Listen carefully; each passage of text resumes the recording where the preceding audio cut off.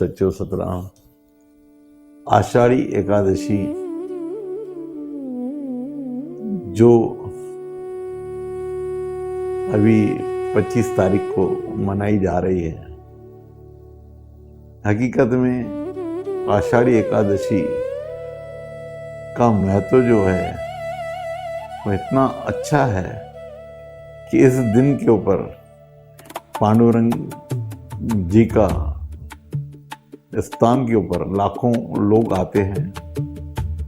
क्या है, पांडुरंग जो था उन्होंने भगवान के दर्शन तो किए, एक दिन स्वयं भगवान उसके घर पे पधारे तो माँ बाप की सेवा कर रहा था, उनके पांव दबा रहा था।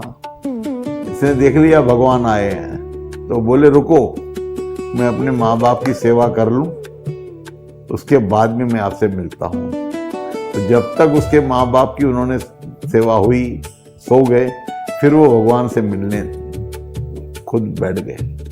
तो ऐसे जो रहते हैं, भगवान की भी चिंता नहीं करते, ऐसे भक्त लोग जिनको भगवान भी चाहते हैं, वो खुश हो रहे थे कि इन्होंने मुझे खड़ा नहीं किया।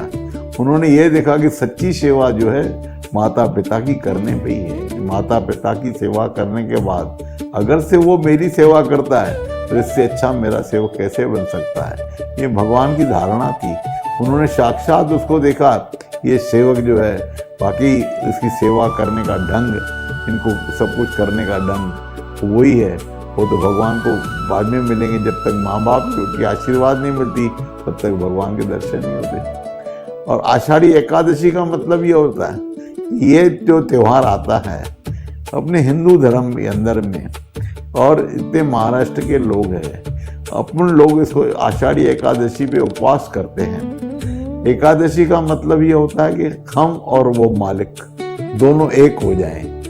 उपवास करके अपने को दूसरे ख्यालात नहीं आना चाहिए। उस दिन सिर्फ उसी भगवान का जिसको हम मानते हैं उसी के ऊपर अपनी फोकस करना चाहिए, उसी के ऊपर दर्शन करने के लिए ध्यान होना चाहिए।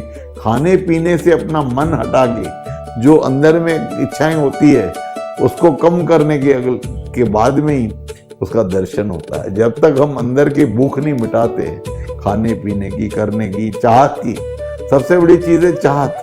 अपने को चाहत क्या है, ये भी करना है, वो भी करना है, ये भी लाना, वो भी लाना, सब कुछ भूल जाने के बाद में सिर्फ एक भगवान का दर्शन करो।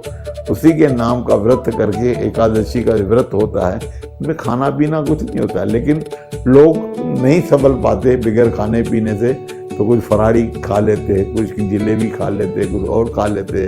उस दिन उनको और मजा आता कि नई टेस्ट हम खा रहे हैं। घर में तो रोज खाना खाते, और उस दिन एकादशी के ऊपर हमको नए नए आइटम मिलते, तो उनकी तरफ ही उनका मन लगा रहता है। पर एकादशी के ये का मतलब ये नहीं है उपवास करो, आप उपासना करो। उपास का मतलब उपासना।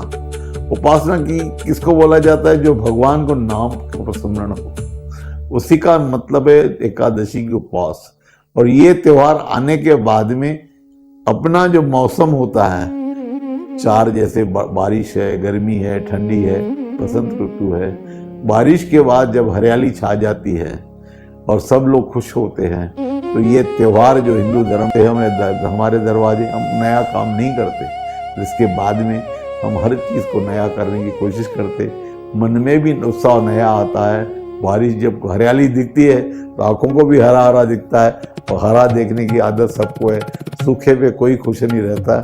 इसीलिए ये एकादशी हमको ये सिखाती है कि आप इसके दिन उपासना करो, एक हो जाओ, भगवान का नाम का स्मरण करो, अपने जीवन में खुशियाँ लाओ और आगे वाले दिनों को अच्छे से मना सको। इसी का महत्व है एकादशी, आषाढ़ी एकादशी, जो आज हम आप मिलके मना रहे हैं। प्रभु भगवान कृष्ण के ऊपर ध्यान देके उसका ध्यान करेंगे तो हमारा जीवन सफल होगा। सच्चो सत्य सभी से आग्रह है कि एकादशी को अच्छे ढंग से मनाया। सबको बधाई, धन्यवाद।